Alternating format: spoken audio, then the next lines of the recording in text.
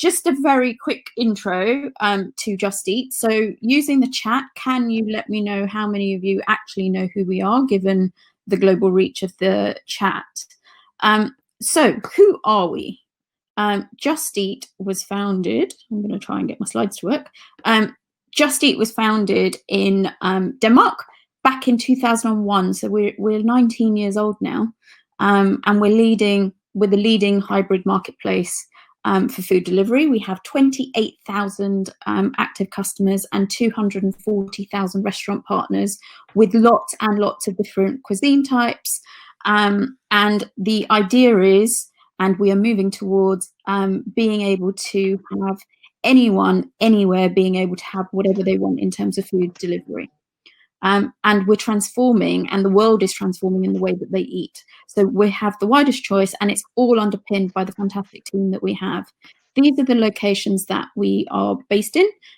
Just to give you a frame of reference, we're not all around the world, but we are in Europe, Australia, Canada, Brazil, and Mexico in terms of our North American footprint.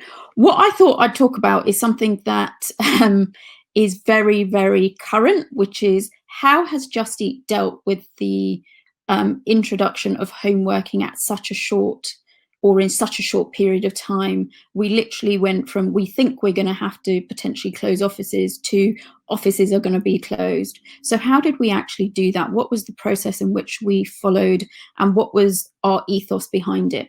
So our ethos, and if we think about what we've had to do as an organization, we've had to enable our leaders to lead our people through change. So the speed at which we've developed Just Eat and the way that it's grown, we've also had to inspire our people along that journey and evolve at the same pace. And our people function is about having a vision that really helps and supports this, which is brilliantly enhancing the lives of Just Eaters everywhere. And through this period, we've kept this principle at bay. So how do we continue to enable and support our people through going to work from home with all the childcare challenges that some of our employees have? What does that look like? What about employees who live and are in complete isolation because they live on their own? What does that really look like? So the world of work, as we've just heard, won't be the same again, and it's going to be interesting, and I'm really excited to be part of what that will be developing and what that new way of work looks like. We do this, and all of the work that we've done in terms of the response to COVID-19 has been underpinned by our great values.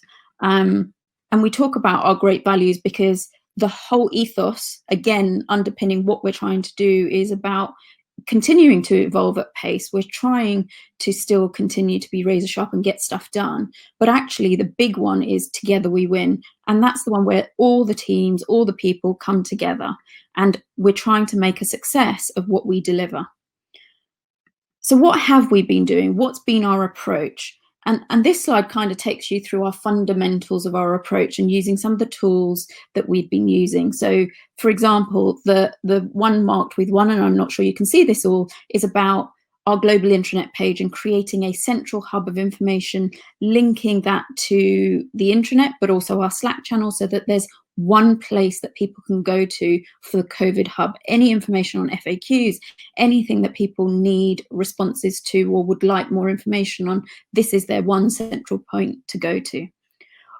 We also did 2 daily updates in around the world. So they would go out first thing in the morning, and then they would go out middle of the afternoon, just to ensure that people had this constant drumbeat of information. What are we doing? How are we adapting? What's new information? Because if you recall, a few weeks ago, and even today, there's been a lot of new information evolving, and this has all been new news. We also have our CEO, Peter Duffy, who has been doing weekly updates and video vlogs to ensure that people are getting the right messages. He's being really supportive in terms of what he's sharing with us. We then have our special tech and smart working FAQs, recognition programs. We've been able to reach out to our employees and really understand what is it that's keeping them motivated. How are we ensuring connectivity? And actually, one of the things that we found during the last 4 weeks that we've been working from home is engagement and connectivity within the business has gone up, which is actually quite bizarre because you're sat right next to someone or right next to someone on a different floor or near someone on a different floor. But actually we're finding that our connectivity is increasing with our staff. We've also been doing weekly pulse surveys, which enable us to really stay close to how are our people feeling, what is the sentiment across the organization. We've created a water cooler, which means that staff can go in at any point, at any time, to really connect with someone just because they'd be at a water cooler and they'd have a chat with someone. So we've got a 24/7 water cooler video chat. And then we've got measurements in terms of our pulse surveys, what's our sentiment going on, etc.